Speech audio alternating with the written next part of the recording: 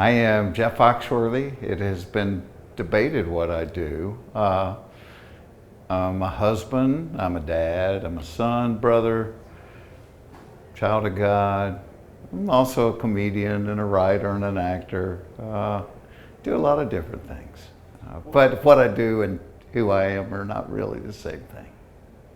I heard about Purpose on Tap from a friend of mine, Calder Justice. Years ago, I spoke at a thing kind of similarly for a group of guys that were younger guys that were kind of looking for some mentorship in their life. And I kind of have a heart for that thing because I grew up without a dad. And I kind of challenged them to get up off your butt and go do something for somebody else. And I was doing a small group Bible study down at the Atlantan mission. I did that for like 12 years, and Calder ended up coming in and sitting in and co-teaching and all. And so he and a group of friends started this Purpose on Tap, kind of for younger guys starting out in life. It's kind of answer the question, why am I here? Why am I here, and what am I designed to do? And so I came and spoke, I guess it was 2017, and really enjoyed my time. And so I ran into Calder not long ago, and he goes, hey, after COVID, we kind of shut down. We're trying to kick it back off. Would you do it again? And I'm like, if y'all are that desperate, I'm happy to do it. So here I am. Christ has been in my life since I was 7 years old. I was one of those kids, and I didn't know it at the time. I was very creative. And so I grew up in a pretty strict Southern Baptist church where people were like, don't drink, don't smoke, don't cuss, don't step out of line, don't. And I remember being young and thinking, okay, God, I got a problem because I love you, but I can't do this. I'm kind of wired like this. And it took a long time in life for me to kind of realize, oh, you wired me like this because you got a purpose for this just as you've got a purpose for that, because you're infinitely creative and you made me creative. And I was like, oh, okay, you made me this way. And it's just kind of neat. I write, I do stand up, I draw, I paint, but I can't even take pride in those things because I don't know why I can do them. I can just do them. Well, that's my gift. Like some people's gift is taking care of old people. Some people's gift is taking care of babies. Some people's gift is medicine. So it's just my gift. But once I realized, hey, it doesn't belong to me. This was something precious that was given to me. Now I'm the steward of it. And it's like, how do you use it? So it's kind of influenced everything I've ever done. I mean, nothing in life prepared me to be a person of notoriety. But once that happened, it's like, okay, you got a platform. What are you going to do with this platform? And hopefully I've used it well. Well, Jesus said, I've come so you can have life to the full. You can have life to the fullest. And I think so many of us live our lives without it being full because we chase the wrong things. And so much of it is perspective. So I'm 64 now. I've seen the 40s, the 50s, the 30s. I've raised kids. They're grown. I've got grandkids. So my perspective is different than a guy that's sitting out there that's 28 years old. And so maybe I can say to him, hey, here's what the world's going to tell you is important, but take it from somebody that has been rich, been famous, been poor, been obscure. Here's what I've found to be true and not true. And that's all I want for these guys, that they live life to the full. There's no practice lap. You get one lap around the track. Make the most of it. So we were created for a purpose. I need a stool. How are you guys? Oh, wow, that was quick. Awesome. Go Dogs. We can call them if you want to. Welcome. I know maybe some people showed up because I'm a comedian, but I'm not going to do comedy tonight, but it's something I love. But I will tell you this joke that Jay Leno just told me, because like people always come to my show and they're like, crap, I laughed for an hour and a half and I can't remember anything you said. And I'm like, good, because you'll come back again and pay to do it again. So, but Leno told me this joke. So here's a joke you can take home. It's totally clean. You can take it anywhere. So man and a woman married for 25 years. The wife dies. As they're carrying her casket into the church, they cut the corner too close and they slam it against the corner, slam the casket against it. And when they do, they can hear, and they're like, holy cow, and they set it down and they open it up. She's alive. She steps out of the thing, she's totally fine. She lives 25 more years. She dies again. They're carrying her casket into the church, and the husband says, watch the corner, watch the corner.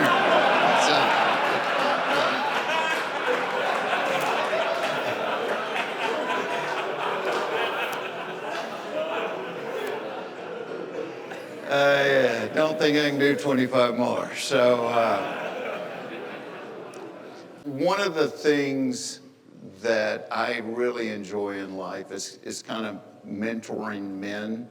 And I think it's heavily influenced because I grew up without a dad, and that was the thing that I really craved as a kid was having a dad. And my dad left. My dad was he was really good at chasing tail, and he was married 6 times and had like 1,000 affairs in between.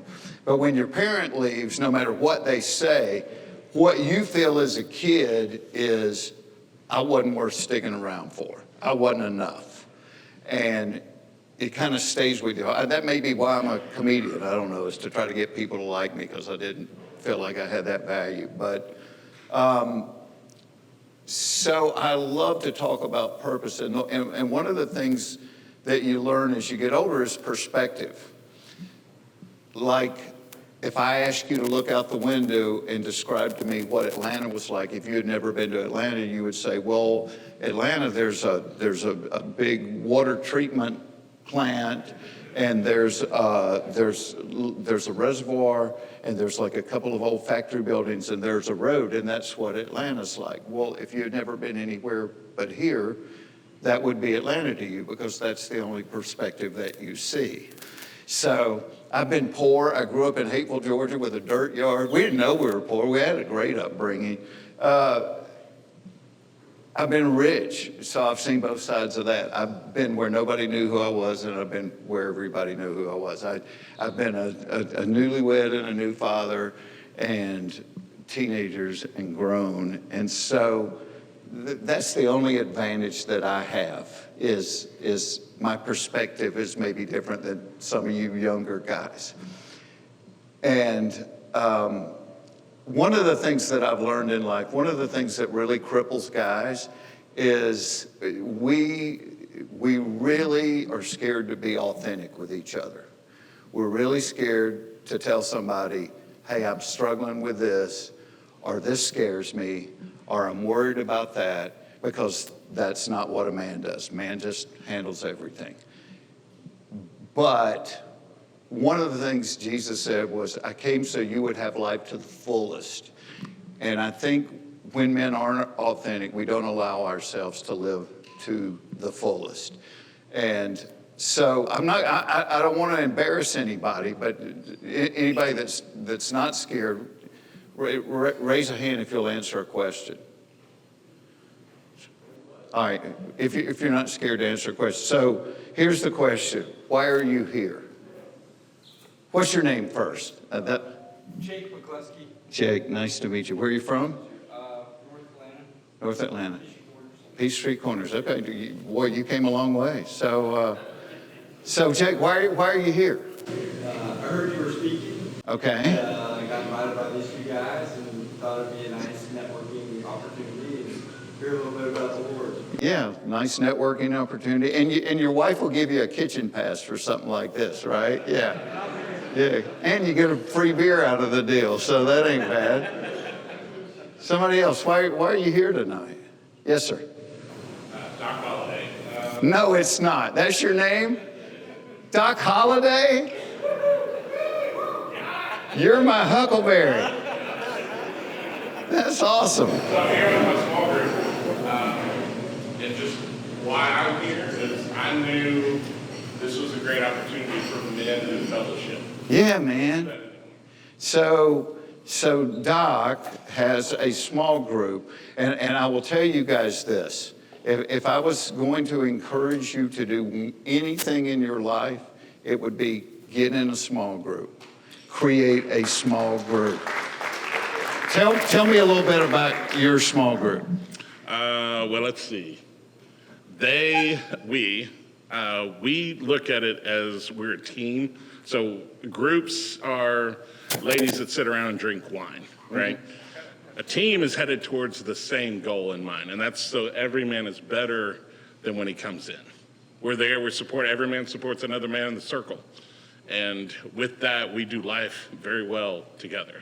And any of them can attest to it. So the goal is kind of to live life to the fullest. Absolutely. Plus, we like to eat tacos before drinking beer, so that's what we did tonight.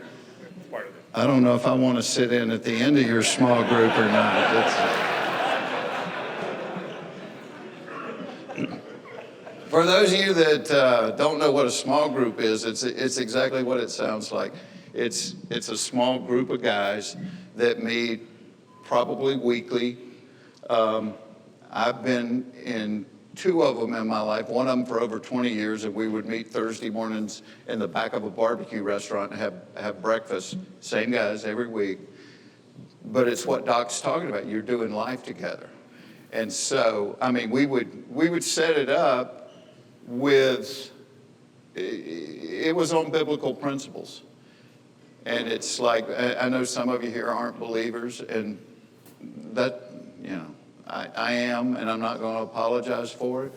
But it's like even things like the 10 Commandments, you know, that if you think about it from a father's perspective, thou shalt not commit adultery. Well, does that mean he's not going to love you if you do that? No. What it says is, if you do this, you're going to break all trust with your wife and all trust with your kids, and you're going to jack up your life. So that's why it's a rule. That's why it's a guardrail. Don't do this. You're going to jack up your life. Thou shalt not covet thy neighbor's wife or thy neighbor's possessions. So if you're not satisfied with what you have, if you're looking around, and comparison is the death of contentment, I will tell you that. If you're looking around going, I'm not happy because I don't have what he's got, it's going to jack up your life. You're going to start chasing the wrong things. And so that's why there were these commandments. It was a loving father going, don't do this. You'll screw up your life if you do this. So, but my small group, we went through the birth of kids together. We buried parents together. You know, we might have a lesson plan. We'd pick books of the Bible and we say, okay, over the next month, we're going to go through the book of John. But if some guy came in and he's like, hey guys, I'm really struggling in my marriage, we'd close the lesson, and that's what we do that day. Is other guys would go, hey man, I've been through that. I've struggled in my marriage. And I think, and the reason I ask you why you're here tonight, you wouldn't be here if everything in your life was perfect. As I just get that feeling as you're like, man, I've chased everything the world says there is to chase, but I'm still not satisfied. And that is the beauty of a small group, and that is the beauty of faith to me. Here's the other thing that we do as men is, like I used to notice when I would take my kids to school, and I have all girls, and that's why I have the gray hair. I have all girls. But people would ask the little girls, what do you want to be when you grow up? And a little girl could say, I want to be a mom, and that was a great answer. But little boys never said, I want to be a dad, or I want to be a husband. Little boys would say, I want to be a football player, or I want to be a fireman, or I want to be a policeman. And so I think early on as men, we're indoctrinated, we're identified by what we do is who we are. I was doing an interview 7 or 8 years ago, talking to a lady, and one of her questions, she goes, okay, so you do stand-up, you write books, you paint, you host TV shows. Which one are you? And I thought, well, that's a weird question. I've never been asked that before. And I said to her, I said, well, the things you've named are all things that I do. And I love the things that I do. I feel like the luckiest. I don't know why I can do them. I can just do them. It is a gift. And so many of you hear what you do for a living. It's a gift. I can't even take credit for being good at anything because I don't know why I can do it. I can just do it. But it's a gift, and I've been entrusted with it, and I'm a steward of it. I said, but those are all things that I do. Who I am is I'm a husband, and I'm a father, and I'm a brother, and I'm a son, and I'm a child of God, and I'm a person of this community. And so through the course of my life, what I do may change many, many times. Probably a lot of you folks. I mean, you've changed careers, changed jobs many, many times. Nothing wrong with that. But what I wanted was who I am to stay consistent through all of that. So they're not the same thing. And as men, we got to unburden ourselves from that. That what we do for a living is our identity. It's who we are. It's not. It's what you do for a living. It's what you do to make money to feed your family and to house them. And it's real easy as a man to get lost in that work thing, and you start chasing the wrong thing. And all of a sudden, you start chasing the good at the expense of the best. You know, and that's what the devil does. The devil never makes things look bad. He makes them look good. Wouldn't it be good to have more money, and that way you could leave more to your family and put your kids in the nicest school? And you go, oh yeah, that looks good. I'll start running down here. In the meantime, you never go home, and you never spend time with your wife who feels overburdened, and you don't spend time with your kids who feel ignored, and you were chasing the good and you missed the best. You know, and you don't even have to come. Here's the great news. You don't have to be good at these things. Because like not having a dad as a young kid, I remember thinking, I'm never going to do this to my kids. I didn't know I was going to be a comedian that was going to be on the road all the time. But I'm like, my kids are never going to feel like they're not the priority in my life. And so you know what I did? Well, I'll tell you a great story. So I'm a bow hunter. I'm a big outdoor guy. I bow hunt. I like to fish. I look for arrowheads all over the country. I love being outdoors. So I'm on a bow hunt in the Northwest Territories of Canada, 30 miles south of the Arctic Circle. And anybody that says we're running out of places for people to live has never been up there, because it's like the moon. There's nothing. I mean, we were staying in this little, we got dropped off by a float plane, and we were staying in this little lean-to down by a lake, but to hunt these caribou, they lived up above the sheep. I didn't know that. I thought, caribou, I've seen them on TV. They go in herds of thousands, and you just hide behind a rock and shoot one. Hell no, they're up there above the sheep. And I'm like asking the guide, where are we going to go? He goes, well, see the top of that mountain? I'm like, oh, no, really? He goes, no, the mountain past that. That's where we're going. So you just walk your butt off.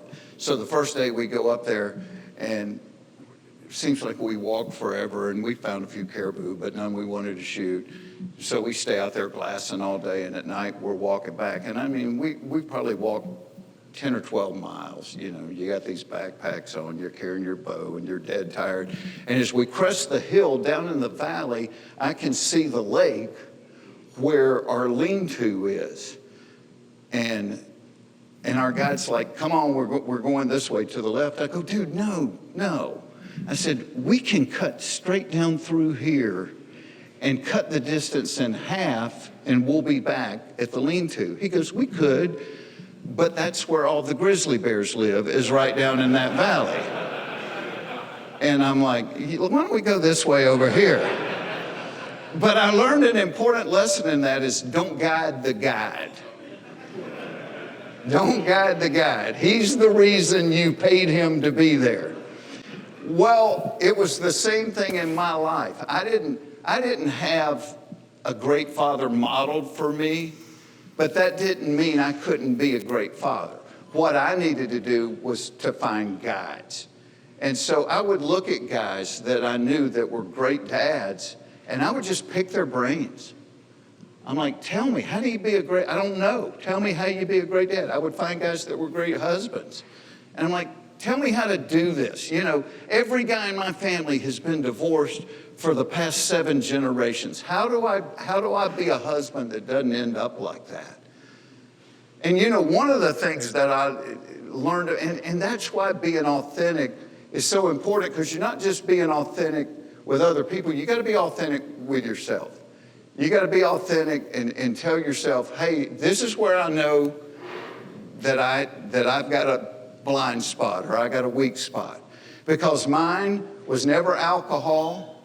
I mean, I don't have anything against it. It doesn't do it for me. I'm just not a big drinker. It's never been drugs. I'm not going to tell you that I haven't tried things way back in the past, but that never did it for me. But like my dad, I have always appreciated a good-looking woman. So like when we were doing the blue collar tour, and this is going on, I've done stand-up for almost 40 years. This has always been the way I do it. But I knew out of the things that get men in trouble, that's where I was vulnerable. The other two, I wasn't going to go out and do heroin. I wasn't going to go out and get blackout drunk. But I like a pretty girl. So when we would do blue collar at the end of the night, we'd get through with the show, and the other guys would always go out and hang out at a bar. And they would go, Fox, come on, and let's go have a beer. And I'm like, I'm just going to go back to my room and order room service and call home. And it wasn't that I thought having a beer was a bad thing. Not at all. Here's what I knew. I knew Jeff, not being a drinker, if he had 1 beer and we were having fun and laughing and cutting up, I'd probably have 2 beers. And if I had 2 and we're still laughing and drinking and cutting up, I might have 3 beers. Well, now, Jeff's getting happy, and all it takes is somebody in a low-cut dress that smells good sitting down next to me, and I'm going to start flirting with her. And I'm in a really precarious situation where I can do the same thing that my dad did. And so I'm like, be wise. Don't put yourself in a situation where you're going to be vulnerable. Because if you break that thing at home, you can glue it back together, but it's never the same. It's never going to be the same. So be wise and don't if your thing is alcohol, don't go out to the bar. It's going to get you in trouble. Be honest with yourself. All of us have weak spots. All of us have blind spots. But be wise enough to avoid those spots.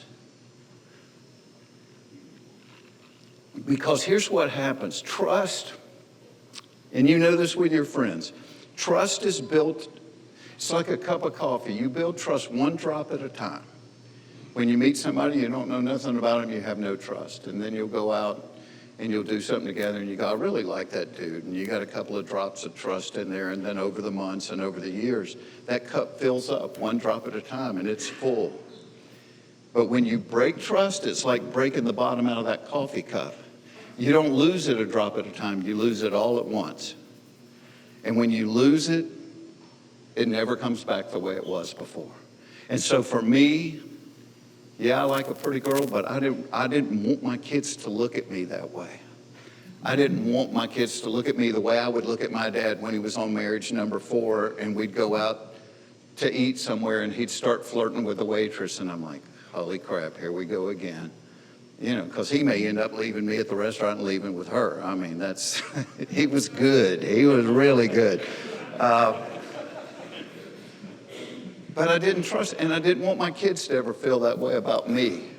I really think we all want to find what our purpose is, because, it's either one way or the other. We're either, for the people that don't have faith, we're a total accident.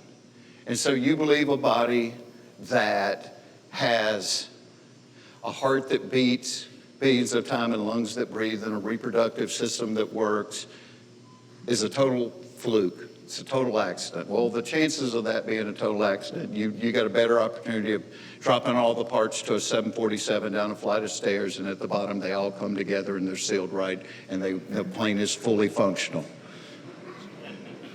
which one's more out there, you know. People say to me, well, people of faith are closed-minded. I said, no, you're closed-minded. This makes much more sense than what the hell you believe. I believe there's a creator. And if we're created, we were created with a purpose. It's not just an accident that we're here. I believe every single guy in this room, God looks at him and goes, check this out. Alex right here, that's my masterpiece. I've never made but one Alex before. If God had a refrigerator, your picture would be on the front of it. He's that proud of you. And for you guys that don't know who God is, I think the most incredible piece of literature ever written is Luke 15. It's about 2 paragraphs. It's this big. It's the most incredible piece of literature ever written. And it's right before they killed Jesus and crucified him. But it's the story of the prodigal son. And Jesus tells this right before he dies. So, you know, probably like deathbed confessions, he's probably spewing out stuff that's really important right before he dies. And he tells the story of a father that had 2 sons. And the youngest son comes to the dad and he says, I want my inheritance now. Well, in the Eastern culture, what he was actually saying is, you're not dying fast enough to suit me. I wish you were dead. I want what's coming to me now. I mean, can you imagine that? A father with your kid going, you're not dying fast enough for me? And so the father gives him his inheritance, and the kid goes out and blows it all on whatever, booze, drugs, women, blows through it all to the point that he's got nothing left. He ends up working for somebody, feeding pea pods to their hogs. And he's watching the pigs eat this, and he goes, crap, I'm so hungry and so broke. I wish I could eat what I'm feeding the pigs. And so he swallows his pride, and he says, you know what, I know that the way the servants on my dad's farm eat. I'm going to swallow my pride. I'm going to go back and tell my dad I screwed up and just see if he'll give me a job working on his place. So the kid turns around and goes to come home. And my favorite line in the thing, it says, and while he was still a long way away, his father saw him. Well, you don't see somebody a long way away unless you're looking for them. Which meant after the kid had said, you're not dying fast enough, the dad's standing out there every day just looking on the horizon, every day waiting on that kid to come back. And when he saw him, he went running to him, and he told his servants, he said, go get the robe, the sandals, and the family ring, and kill the fatted calf, because my son that was dead is alive. He's come back. And gave him the family name back, the family ring, the sandals. The only people that could wear those were people within the family. Servants didn't wear shoes. And the older brother, who had stayed home through the whole thing, got pissed. And he's like, are you kidding me? He said, I've stayed here and I've done everything Dad asked me to do. And my brother takes his inheritance and goes and squanders it all away, pisses it all away. And now he comes back, and we're going to have a feast and a festival and a celebration because he's decided to come back. Do you know who was anybody, I don't know, Bible scholars, do you know who was most upset to see that younger son come back? Anybody know? Yeah, the fatted calf. Yeah. It's good.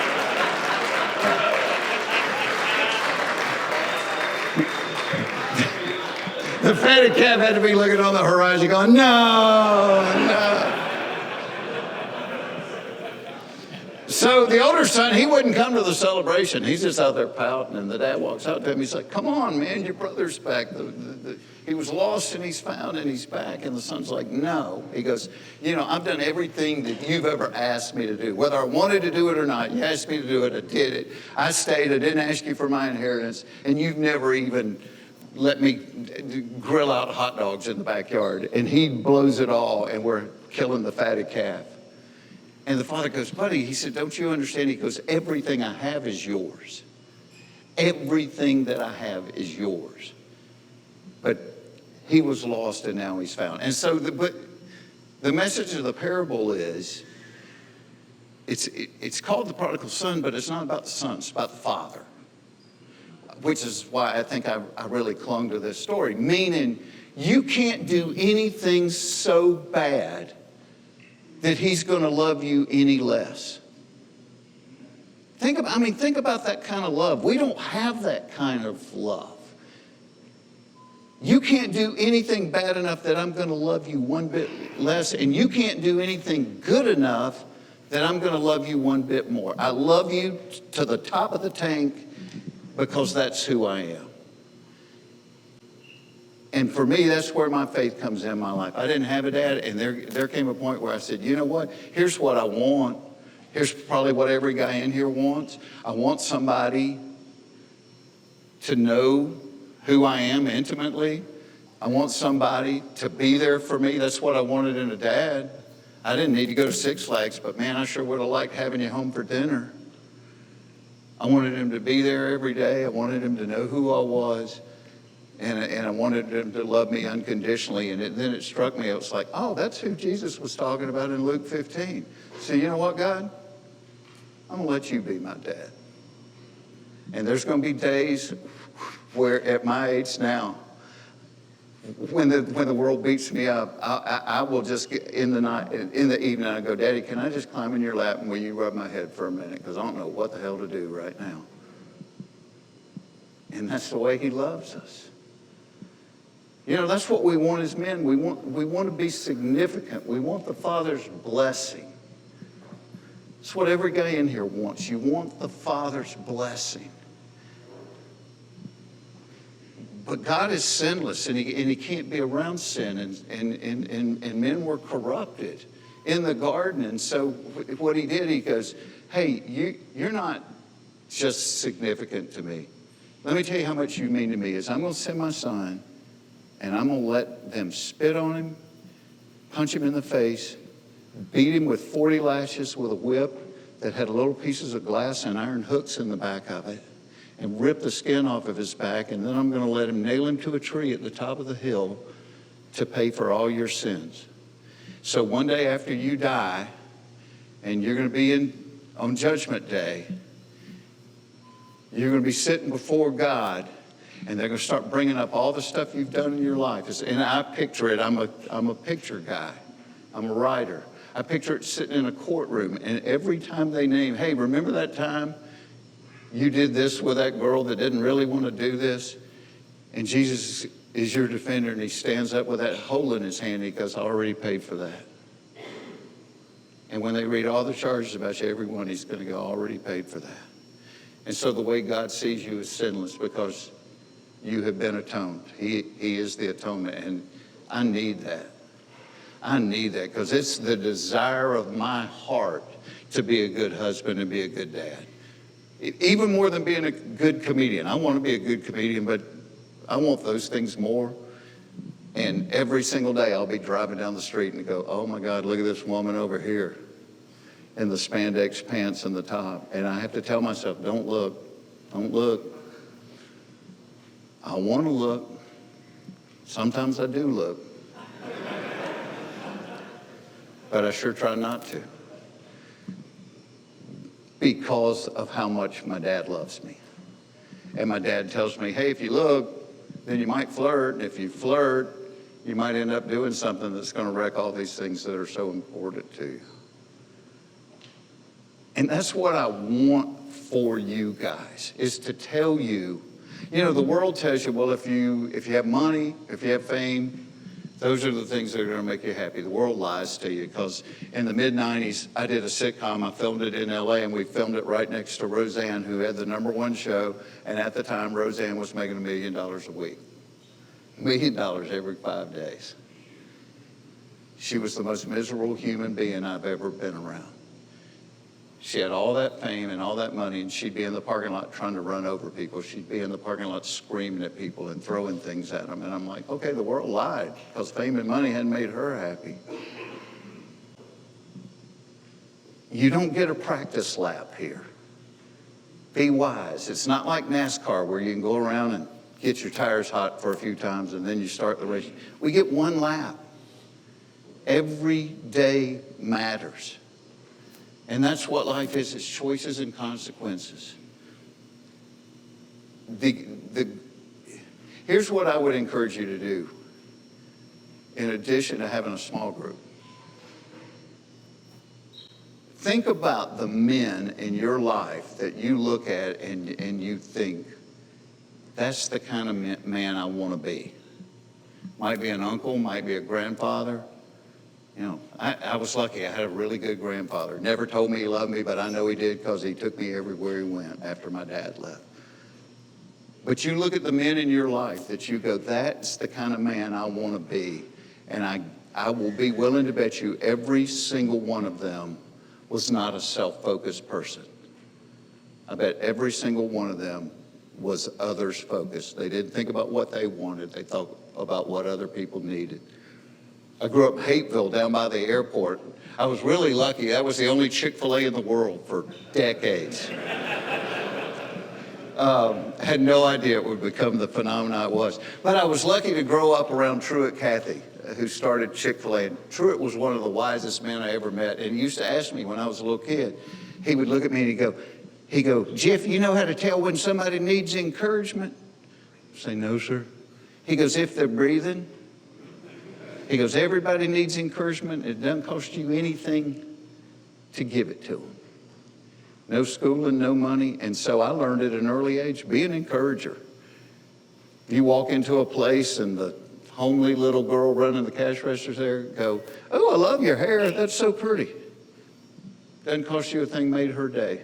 Made her day that somebody saw her, that somebody noticed. And so my whole life, I'm like, crap, Mr. Cathy, that's a great thing. And what it does is it teaches you to see the good in things instead of the bad in things. You know, being a mental guy, when I get up in the morning, I pray two things to God. I'm like, A, let me put on the slippers of gratitude.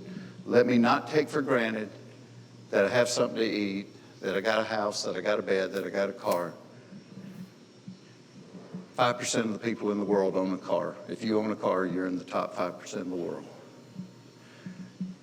Something like 11 billion people will never take a hot shower one day in their life. If you took a hot shower today, you beat those 11 billion people. And so you start looking at those blessings. You know, you start looking at a holly bush and go, why the holly bush had red berries? And God goes, I just did it because I thought you'd like it. They look real good against the green. Did that for you. And you start seeing blessings everywhere. That's what being an encourager does. You start seeing the good all around you and just realize just how lucky we are. We had no control over where we were going to be born. We had no control over what the color of our skin was going to be. We had no control over who our parents were going to be. But the fact that we live in this country and we're able to go out tonight and assemble and actually talk about the Creator, there's so many places in the world you can't do that. So we're blessed. We're really blessed. Let me see.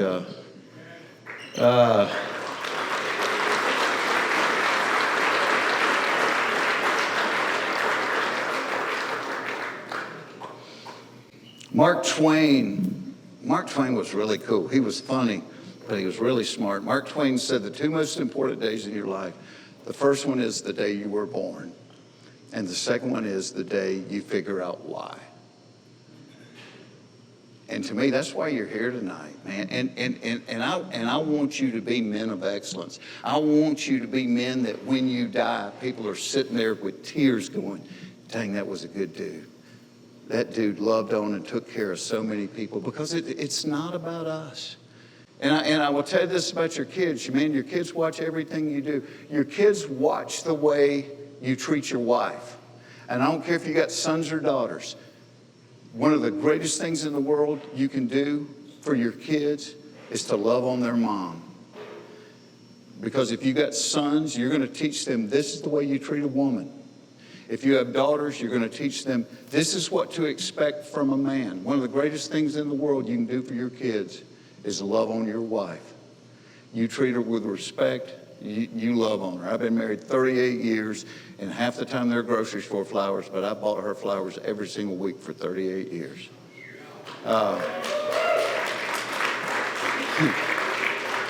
Because I didn't want to end up like my dad there. So I've talked long enough. Be authentic, guys. When you leave here, pick pick 5 guys, pick 6 guys you like and say, hey, let's commit to this. Because the reason your wife gave you a kitchen pass tonight is she has hopes that you're going to become a better man. Not that you're not a good man already, but you can be a better man. I can be a better man tomorrow. But that's what she wants. And I want that to be what you want. So I'm going to open it up to questions, and I'll answer anything. I'll be authentic with you. But that's why I'm here. I'm not getting paid. I left my wife tonight. We're watching a really good series on Netflix.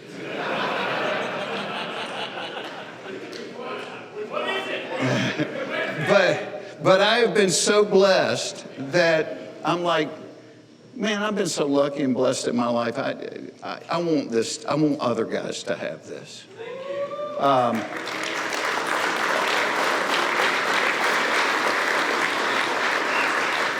Stop. So I open it up for questions. Anybody? Yes, sir. So I have twin daughters. What's something you've done? Oh, ask it in the mic. Thanks. I have twin daughters too. You have all daughters? Yeah. What's something you've done to instill your faith in them? Maybe any traditions or things that you've done to teach them on the way? You know, here's the weird thing with kids. They're stinking smart. And it was real funny. Like, my life led me doing things that I never envisioned me doing. For decades, I worked with kids with cancer.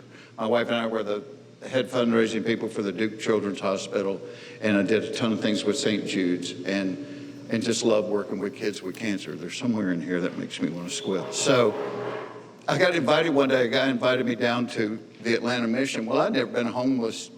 I never cared about homeless people. That's nasty. That's honest. My care of homeless people was if you came up to my car at the stop sign, here's $5, please go away. And I had a guy invite me to lunch at the Atlantan mission. The first kid I met down there, 21 years old, in the heart of Atlanta, living at the Atlantan mission. My first thought, if we're going to be authentic, is get out of here. You're 21 years old, you're healthy, get a job. His name was Jason. Of course, being a comic and a writer, I want to know everybody's story. I said, Jason, what's your story? Why in the hell are you in a homeless mission? He said, well, it was my mom and dad and me and my brother, and when I was 11, my mom killed herself. He said 2 years after that, my brother killed himself. And it was me and my dad. We were doing pretty good. In my second year of college, my dad killed himself.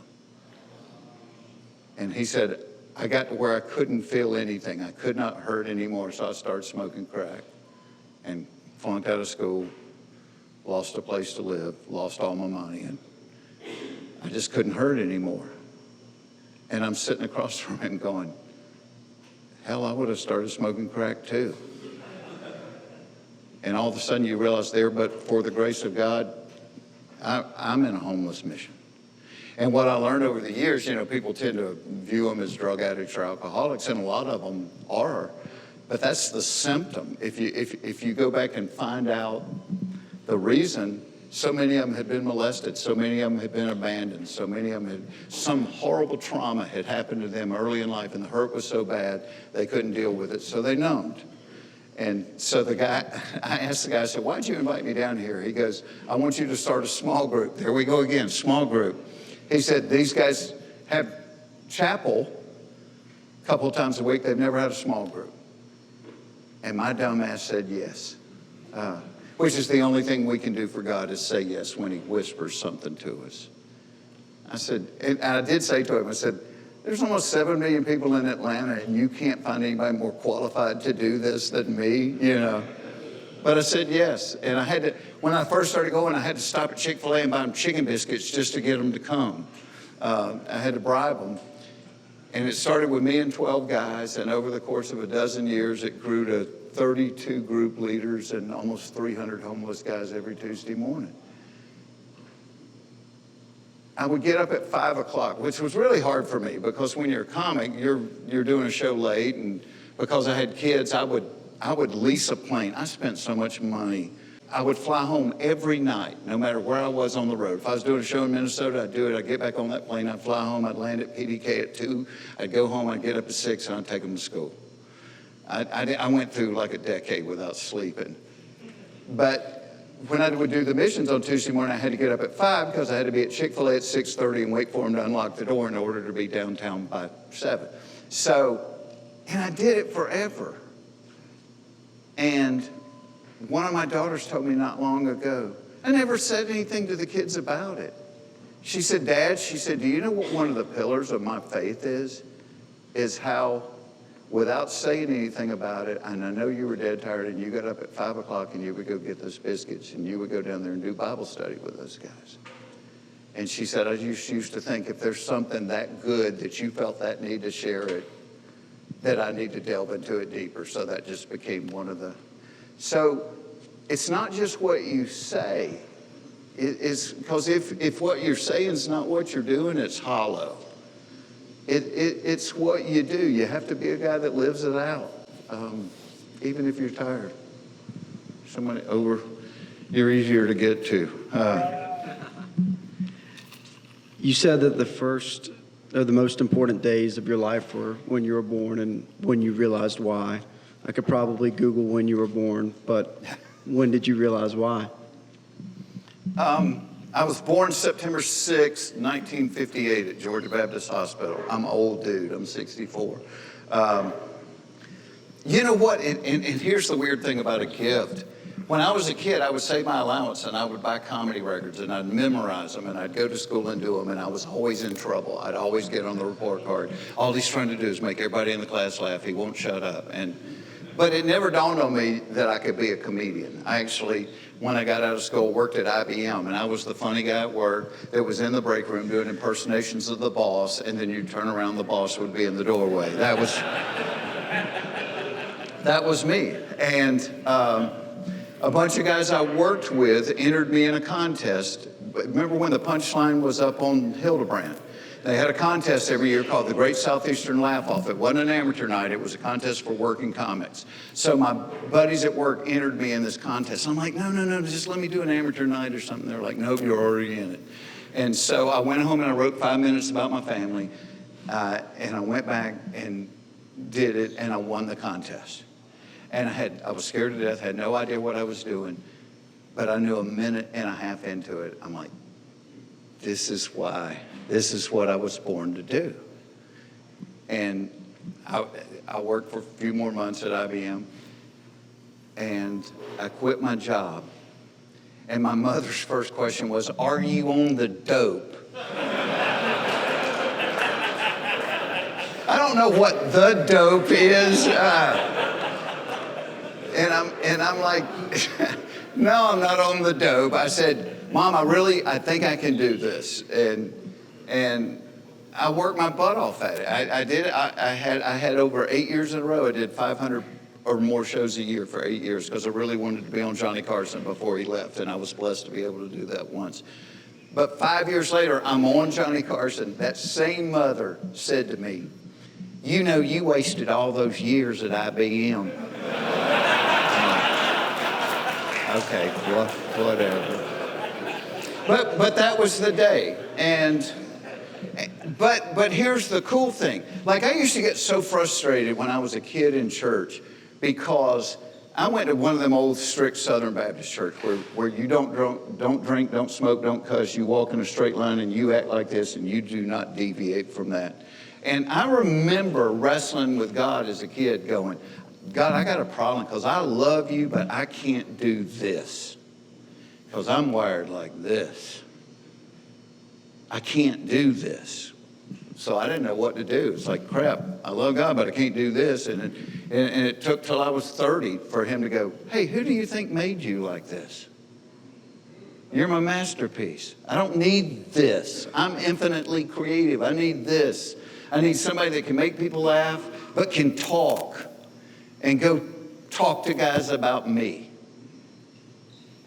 That was my purpose through that gift. So, which is pretty stinking cool. Yes, sir. Spent the last 40 years really working to be a great human doing.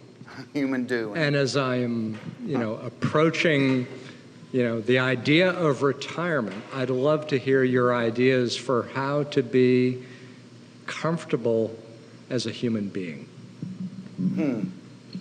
God, that's such a great question. And for men, a human doing. And it kind of goes back to that idea. And we even do that with God. I'll do for you. I'll get up and go, God, I'll get up at 5 o'clock. I'll go to the mission. I'll do this for you. I'll do this for you, do this for you. He goes, that's great, but I'm going to love you the same whether you get up and go to the mission or not. That's who I am. Here's the thing, and I don't know, maybe some of you older guys hit this. There was part of COVID that was wonderful, because what COVID taught me is, and this is what I think, this is one of my few good quotes. I think wisdom is knowledge plus scars. It's things you've learned, but it's also holes you've stepped in. A lot of us, Crawford Loritz used to say, experience is not always the best teacher, but it's the only school a fool will attend. I learned a lot of things the hard way. But when COVID hit, it made me realize, crap, I'm not in control of anything. There's a bat in China that has caused the whole world to come to a screeching halt. I didn't get to be on stage for over 2 years. I'd never gone longer than 2 weeks without going on stage. 2 years without doing stand-up. I didn't travel anywhere. You guys didn't travel anywhere. We were scared. We were stuck in our house. We're wearing masks to go to the grocery store. And you realize one little bat in China did that. And I went, crap, we think we're in control. That's a lie we tell you. Guys, you're not in control of anything. You're not in control of somebody driving over the center line tomorrow and ruining your life forever. We all hang by a thread. Every single day is a gift. And I think the greatest secret in life, if I was to teach men, if men go, what's the secret to life? I would tell you that it's this. Let it go. And I physically do that in the car. I did it this afternoon in the car. Somebody almost pushed me off the road trying to merge with me. Never slowed down, just it's either I'm going to hit you or you're going to hit the brakes and let me in. And I got pissed off. And I physically sit there in the car and I go, let it go. Not gonna matter in 30 minutes, let it go. And guys, that is the secret of life. There's a God and you're not it. You're not it. You're not in control. And he loves you to death, but he's in control. He tells you that. He goes, my thoughts are not your thoughts. My ways are not your ways. I created you. You're not in control. And the crazy thing is, that's freeing. So it's like, okay, I'm just freed up to, and here's the thing, for people not of faith, sometimes I think, why wouldn't you be? It's so cool. Because like when the Pharisees, the church leaders, and the synagogue were trying to trip Jesus up, they asked him, okay, out of all the laws, which one's the most important? And he said, the first one is to love God with all your heart, soul, and mind. And the second one's like it, to love your neighbor as yourself. He said, every other law hangs from those two. So it's like every guardrail, every law hangs from those two things. Love God and love your neighbor. Love, love. That's why we were created. Because when we love on people, when we let it go, we look like him to other people. And that's the best thing we can do on earth is look. Yeah, I don't know how many shows I've worked on where somebody will come up to me and go, you're different than other people. And I go, well, if you want to know why, I'll have lunch with you. I'm not going to cram it down your throat. But I'm happy to tell you why. Because I've learned to do that. I ain't in control of it. He tells me to trust him in the morning, that I'll have something to eat, the daily bread, so I'll trust you. And here's the cool things, because it's, guys, I really think we're all little kids. I love the adventure of it. I love the mystery of it. And I would encourage you to just embrace the mystery of it. And think about, like, when you're driving, It's boring as hell to drive out west because the road's just real flat and real straight and it all looks the same and you can see what's coming 100 miles away. But I like driving where you don't know what's over the hill and when you don't know what's around the curve.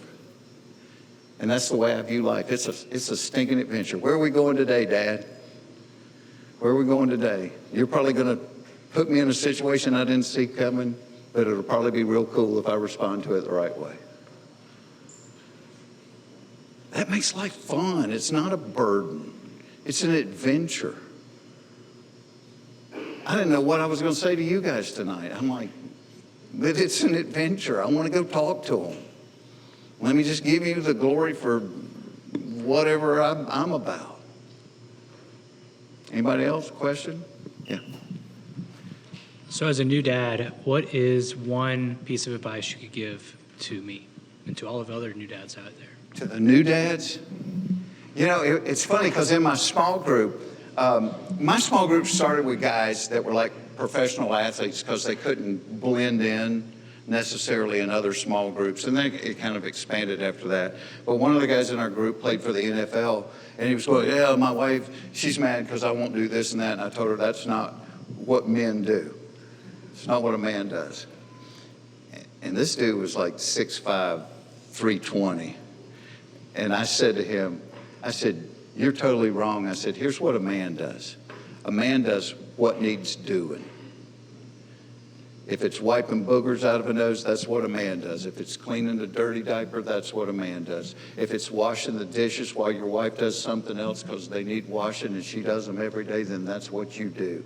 If it means not going to play golf because she needs a break and watching the kid, that's what a man does. A man does what needs doing. And we live in a world where so many men don't want to grow up. They just want to be little boys. And I didn't want to be selfish like that. I'm like, I want to be somebody this woman can depend on. And I want these kids to know I love them to death. Man, I could do everything. I had little girls. I could bathe them. I could dress them. I could put them to bed. I could read them books. I could not do hair. I was awful with hair. I remember taking them to school one time, and they were dressed really neat, but their poor little hair, I couldn't do those bows and those clips. And I walked them in, and the teacher looked at me, and she goes, your wife's out of town, right? I was like, yeah. But that's what a dad does. You know, when you think about what you would want out of a dad, that's what they want. They just want you there. You know, and part of the thing is, this is a cop-out with men going, well, you know, I'll do quality time with my kids. Kids don't want quality time. Kids want quantity time. They want you there as often as you can be there. They want you there all the time. Could you talk about, like, growing up without a father, how your grandpa was there for you, and if he impacted your relationship with Christ? Yeah, my granddad, he was a cool guy. He was a fireman in Hapeville. I think we had one fire in my entire lifetime in Hapeville. He was a man of few words, but he went to church every Sunday, and I would sit by him, and he would say to me, when I was little, he would go, nudge me if I start nodding off. And then by the time he got really old, he would go, nudge me if I start snoring. So he was okay with sleeping. He just didn't want to snore.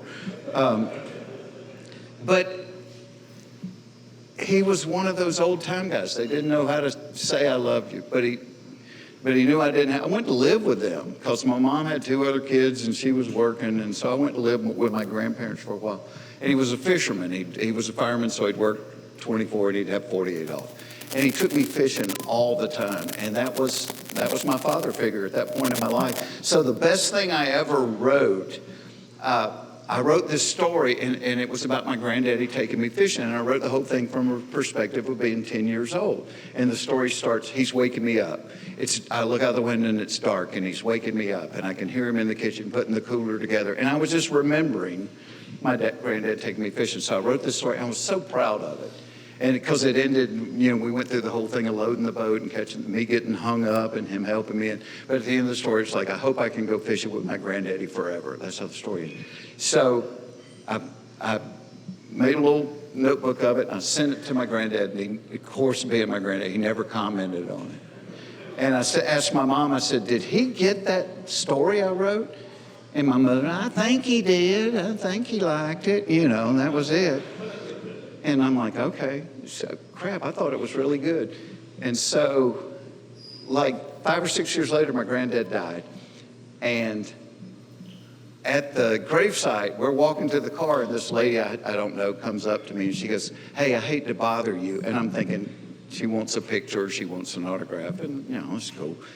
And she goes, I hate to bother you. She goes, I lived across the street from your granddad.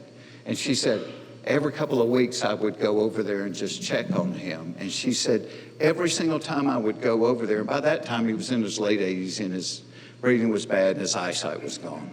She said, every time I would go over there, he would have me read a story you had written about him taking you fishing. And I just start bawling. She said, I bet I read him that story 60 or 70 times. Of course, he never said a word about it. But he was of that generation. The way you showed people you loved them is you spent time with them. Our generation, man, I tell everybody I love them. That's the crazy thing, Doc, about being big bad men is all the guys in my small group, we text each other, and that's the way these men sign off. I love you, dude. Love you, buddy.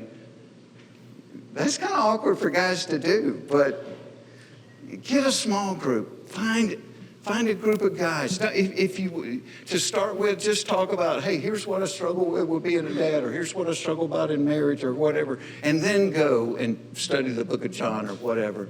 But just meet with a group of guys and do life together. You will thank me. You will come up to me in heaven and you will thank me and go, man, thanks for suggesting that. Anybody else? Doc, you already had your shot. Look how big this dude is, and I'm mouthing off at him. Take away time. So if you have a moment to sit down and have breakfast with your dad, I know he's gone. What do you talk about? Holy cow. You know what? I really struggled with that. My dad, before my dad left, he was actually like a deacon in the church. And he used to go around and witness at prisons. But then when my little brother was born, while my mom was in the hospital, he got caught in bed with a church organist. True story. So he was consistent.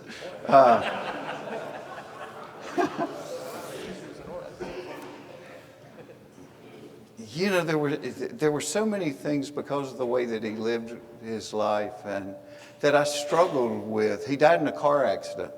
Got hit head on by a truck in 1999.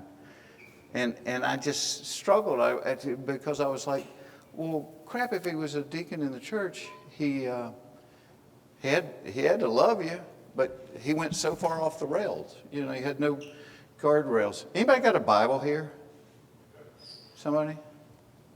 I can pull one up on my phone, but anyway, when he died, my grandmother gave me his Bible, and it only had one verse in the front, and it was John 5:24.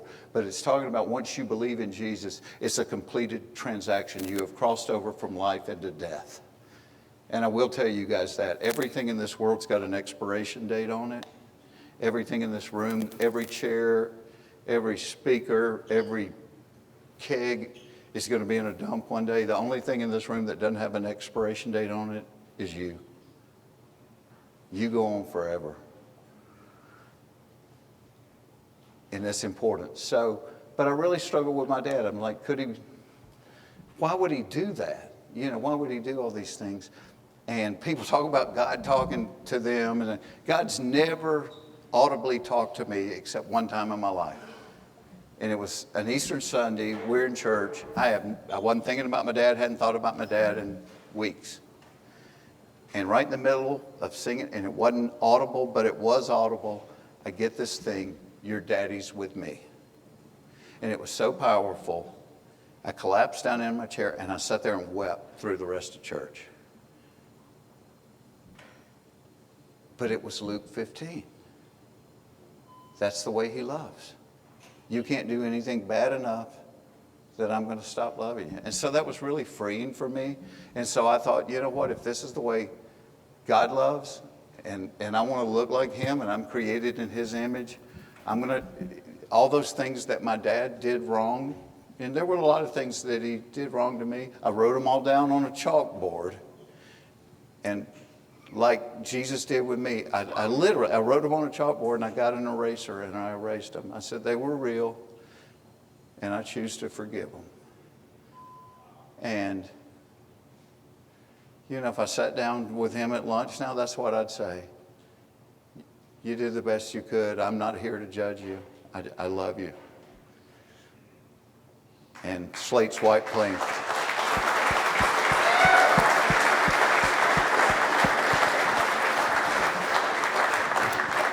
Hey, I'm in Doc's small group, by the way. Hey, has there been a time in your life where you felt like you lost sight or lost vision of your purpose, and how did you get back on track with it? I think we all do that. You know, we're fallible. I mean, I've had times in my life where I'm like, one of the things I confess to God almost every night when I go to sleep is I hadn't loved you the way I should. I wish I'd have done better at that. But yeah, there's been times in my life, a lot of times. But he's that dad in Luke 15. Bono, lead singer for U2, said the best stories are either about people running away from God or running towards him. And you're one of the two.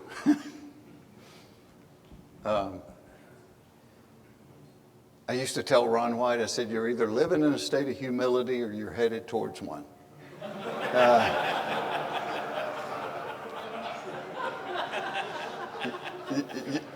But you know, when you realize you've driven off the road, you know, and that's what a small group does. A small group is almost like guardrails. And you think, well, why are there guardrails on the side of the road? Why? Somebody answer. Why is there guardrails on the side of the road? Keep you from driving down the hill into the ditch and hitting a tree. That's what a small group is. A small group is one of your buddies that sees you flirting with somebody at work and goes, dude, be careful. Be careful. You need those guardrails. And we all screw up. He loves us anyway. You know. And that's what he said at the cross. He goes, you're not just worth something. To me, you're worth everything. And so when we screw up, what do you want your kids to do when they screw up? Is come back to you and go, hey, here's what I did. I'm sorry. I'm going to try not to do it again. That's what he wants from us. Here's what I did. I'm sorry. Try not to do it again. And the word repent, I tell you, this is something cool I learned. You know what the word repent means? I always thought it meant, I'm sorry. You know what repent means? Change the way you think. So when Jesus would say to people, repent, it was like, change the way you think. So I love that word now. You know, you can teach an old dog new tricks. I can change the way I think. I can say, I let it go. I'm not in control. Anybody else? Dang. We done? One more. We got one more. All right. What's up? My name is Sean. I have a quick question for you. In the entertainment business, I'm sure you were probably pulled a lot of different ways, especially challenged a lot in your faith. Would you have any advice for someone like myself who's trying to go into that business, not in the comedian space, but more in like the film industry, of just how to maintain that groundedness? A small group. Man, I can't stress that enough. You know, you hear guys talk about, oh, here's my favorite verse or here's my life verse. Mine must be weird because I've never heard anybody else say it was theirs. But my favorite verse is Galatians 1:10, and it says, am I now seeking the approval of man or of God? Or am I trying? And I just decided, with how I live my life, with how I do my act, with what projects I say yes or no to, if I do it in a way that God approves of it, then I really don't care what anybody else thinks about it. So that's, if you're in this business, yeah, and I've turned it, and here's how cool God is. So the first year I quit IBM, when I quit IBM, I was making like 32 grand a year in 1984. First year I went on the road, I found that little, the little pocket calendars where you write all your dates. And I found the first year I was on the road, I did 406 shows, and I made $8,300. I'm like, crap, how do we live on $8,000? So we had no money. And I had a guy approach me one time, and he was doing truck stop tapes, doing little cassette tapes that he sold in truck stops. And he said, I'll give you $2,500 for every 30 minutes you can give me, but the problem is you're too clean. He said, I need you to throw some cuss words and things in there because I'm selling them to truckers. They don't want it to be clean. It's the only time in my career that I went against my gut, and I did it. I wasn't even good at it, but I was throwing cuss words in there, and I gave the guy 90 minutes. So that was $7,500 for me in one night, which for a guy that made $8,000 the year before, $7,500 for a night, I'm like, I'm rich. The deal was I got no residuals on it, so that's all I ever made off of that was $7,500. That guy ended up selling 11 million truck stop tapes.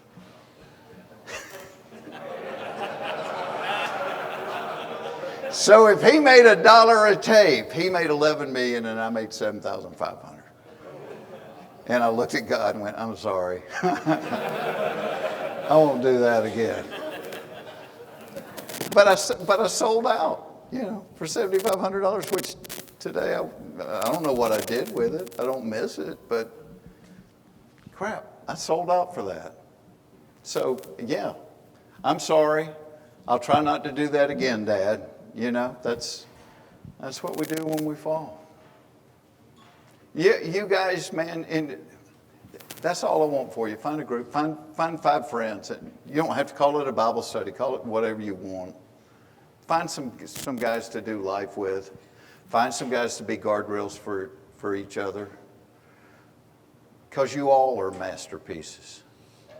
You really are. That's the way God looks at you. He's like, I didn't make another one like this. I'm infinitely creative. Here's my masterpiece. Here's my masterpiece. Here's my masterpiece. But you were created with a purpose.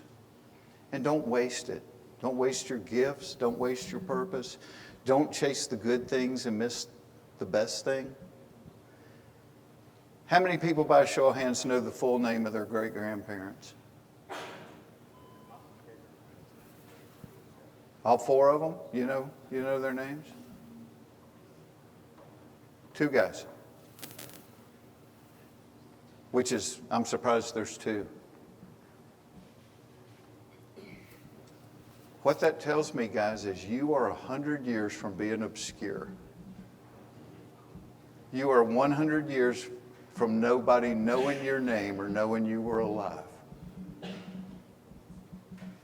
And the only thing that's going to matter 100 years from now is not how many golf trophies you had, how much money you earned. The only thing that's going to matter is the kind of kids you left behind that became parents themselves.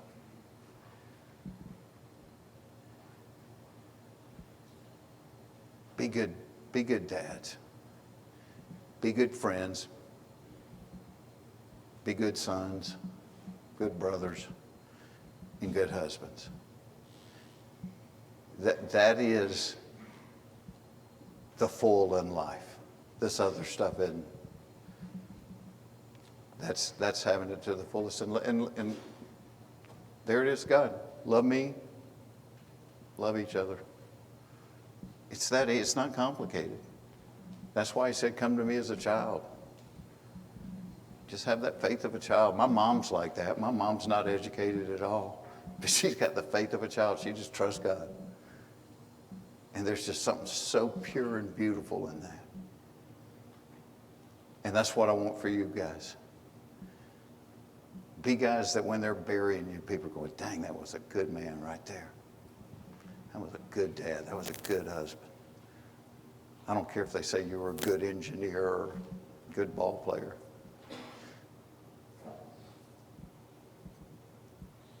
Do what you were created to do and help each other do it. And that's the only way you will do it. You won't do it by yourself. We were meant to live in community. I was reading a thing a couple of weeks ago. They said people that drink and smoke but have great friends live longer than people that don't drink and smoke and live in isolation. We were meant to live in community. Do it. So thank you guys. Thank you guys for coming tonight. Thank you guys for having me.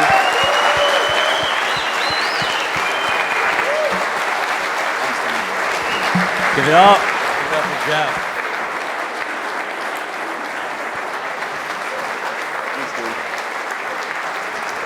Go Dogs!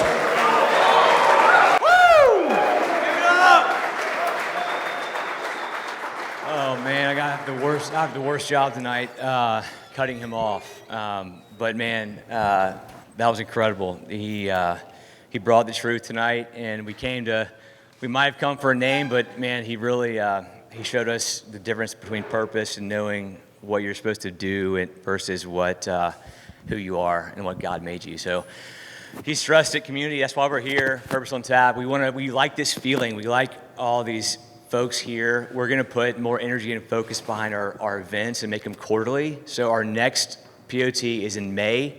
We have a recap email. We have a great website. We'll follow up with all of you guys about it. But thanks for coming. Y'all have a great week, and see you soon.